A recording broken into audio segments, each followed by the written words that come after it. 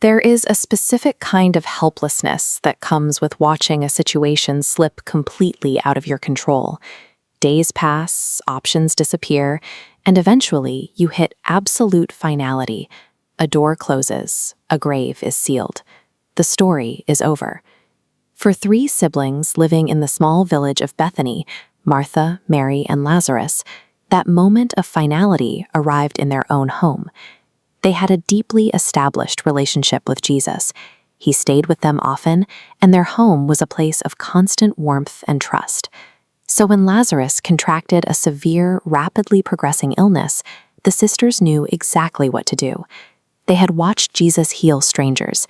They had seen the blind regain their sight and the lame walk. The logic was simple. If he could do that for people he barely knew, he would instantly intervene to save his closest friend. Absolute trust in someone's ability to intervene makes every hour of their silence feel like a deliberate abandonment. They quickly dispatched a messenger across the Judean desert with a single urgent sentence: "Lord, the one you love is sick." It was a difficult journey across arid, isolated terrain, but the message was delivered. This timeline chart maps the physical distance of the journey against the expected travel response. You would anticipate an immediate departure. Instead, a paradox emerges. Jesus receives the message, but deliberately stays put for 2 entire days. He doesn't rush, he waits. As the timeline advances through those 2 days of waiting, the biological reality in Bethany worsens. Lazarus grows steadily weaker. His breathing slows. Long before Jesus even begins the journey back, Lazarus reaches the terminal point. He dies. Following ancient Jewish custom, his family washed the body and wrapped it tightly in burial cloths. They carried him to a tomb carved directly into the rock, and a heavy stone was rolled across the entrance, sealing it shut. By choosing to wait, Jesus let the clock run out. The window for a medical rescue closed, replaced by the grim reality of a funeral. This architectural schematic shows the deep, complex layout of a first-century rock-hewn tomb. By the time Jesus arrives, Lazarus has been inside a physical trap exactly like this for 4 full days. At this stage, cellular decay is a biological certainty. Martha rushes out to meet Jesus on the road. Her greeting is a complex collision of immense grief and stubborn faith. She looks at him and says, "Lord, if you had been here, my brother would not have died." Jesus answers her with a specific, radical counterclaim. He tells her, "I am the resurrection and the life." He doesn't point to an event in the distant future. He states he physically possesses power over life and death in the present tense. Soon after, Mary arrives, followed by a large crowd of village mourners. They weep openly.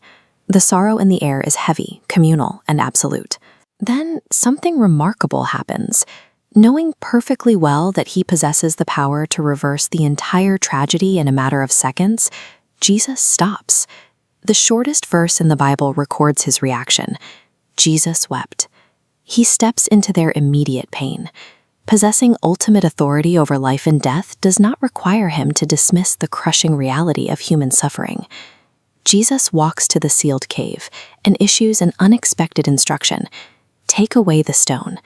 Martha immediately protests, pointing out the brutal physical reality. After 4 days, the decay would be advanced. The odor would be overwhelming. But the heavy stone is rolled back anyway. The gathered crowd stands in absolute, nervous silence. They watch as Jesus simply looks upward and thanks God the Father. Then he shouts a highly targeted command into the darkness: "Lazarus, come out!" For a brief second, nothing moves. Then a silhouette emerges from the back of the cave. A man, bound in the garments of death, walks into the blinding sunlight, fully alive. The rigid constraints of cellular decay and biological death simply bowed to their creator's authority. The crowd is entirely stunned. Mourning instantly turns into people falling to their knees, families embracing, and tears of joy. A highly localized moment of grief erupts into a regional display of divine power, sparking widespread belief throughout the area. When we look at our own lives, we regularly encounter our own versions of a dead situation. A business fails. A relationship shatters beyond repair. A lifelong dream dries up entirely. We look at the facts, run the numbers, and conclude that the situation is impossible. But the events in Bethany offer a different framework. What human logic firmly categorizes as a permanent tomb, divine logic approaches as a blank canvas. The same authority that reversed a 4-day biological death is evidence that no situation is too delayed, too broken, or too far gone. When the world says time has run out, the God who called Lazarus from the grave can still speak life into the darkness.